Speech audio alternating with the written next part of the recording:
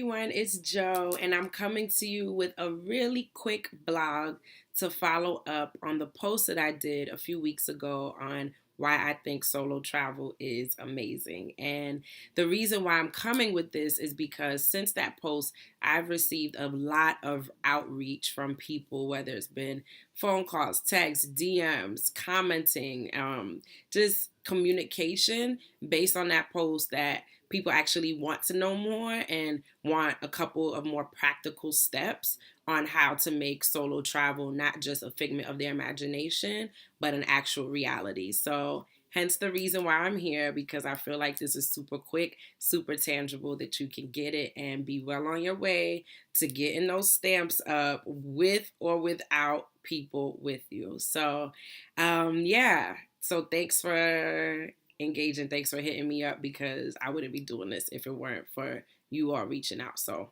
thanks.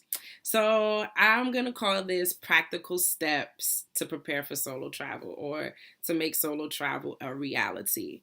The first thing that I would say is to set a goal, and not only to set a goal, but put it in writing. One of my dearest friends, Miss Kalina Harrison, who also was the inspiration behind Journey with Joe, she is a big advocate for writing down goals and saying things out loud so that they can manifest in your life. And it sounds a little silly sometimes, like, well, if you have a goal in your head and it's something you're thinking about, like, that's your goal, right? But there's something about putting it down on paper and making it visible somewhere that you can see that actually intrinsically motivates you to make it happen and to make it happen in a faster way.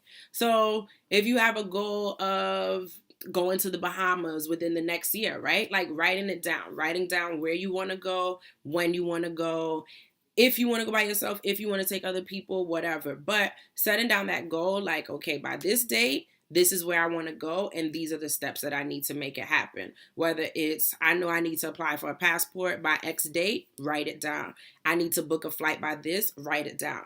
I need to request my days off so that I don't have to worry about getting that time, write it down, and then follow up to make sure that that happens, right? But just anything in terms of it, writing it down, make it visible, put it on your phone.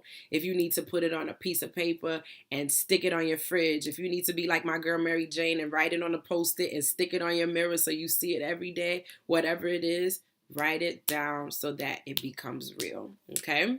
If you see it happen, you're more likely to make it happen. So the next thing I would say, step 2, is to start small. A lot of the feedback that I've received from people is like, I'm kind of nervous about being by myself. Like, how does it feel knowing that, you're at these places and you have no one to talk to, or, the fear of how am I going to be looked at from other people. The first thing I want to say is, and this has nothing to do with travel, like, we need to get out of the habit of how am I going to be perceived by other people, because guess what? These people ain't paying your bills. These people are like, they're strangers, right? Like, I'm not going to let something stop me because someone is looking at me like, ooh, like, why is that girl sitting at this restaurant by herself? Like, take that thought out of your head, right? Like, if you're going on vacation and you set your mind that I need to have fun, or I'm coming to get away from my everyday stress, or I'm coming to, do something off my bucket list, make it happen, and do not let the opinions or thoughts of other people change that, because let me tell you, 99.9% of the people that you pass through in everyday life, you're not going to see them again, one, and they don't mean anything to you. That's the second thing. So, that introvertedness, and I'm a little bit of an introvert, I'm not even going to lie, but that's not going to stop me from seeing the world. So starting small, taking steps to get you prepared for that big trip, right? I would say do something local, whether that's taking yourself out for lunch, for dinner, going to a concert by yourself, booking like a paint class or pottery class, or going to the movies by yourself, right? I think it's getting comfortable with being by yourself and being in your own company. And once you can learn to do that, I feel like you really can do anything in the world, like, for real, for real. So Small steps, starting locally and then branching out, whether that's hopping in your car and driving an hour away to another city or a few hours away to a bigger city. Then make it a weekend trip. Take a weekend where you're going somewhere that has a lot of things to do, like a metropolitan city, right? Booking tickets to a show or a play and getting yourself a nice hotel and really having an itinerary set so that your day is filled with things, so that it doesn't feel like, oh my God, I'm by myself, I'm bored, I have nothing to do. Fill up your day with stuff. And then do that a few times, take a few overnight trips, take a few weekend trips, do a few things in your city by yourself, because I feel like the more that you do it, the easier it's going to be. And then it's going to get you ready for that big trip. And then the last thing I would say is going big, going hard. So you've written down your goals, you've been doing little things on the side by yourself, and now it's like time to do it. Going big means, to me, a trip is not real until I have that flight paid for. Not even the hotel or anything, the flight, because that's usually the highest cost expense of a trip. And once you have that down and paid for, odds are you're going to make sure that you are on that plane. So book that flight and then have it in your head that, okay, come hell or high water, I am going to be on that airplane. So making sure that it happens. And then also booking things to fill up your time, right?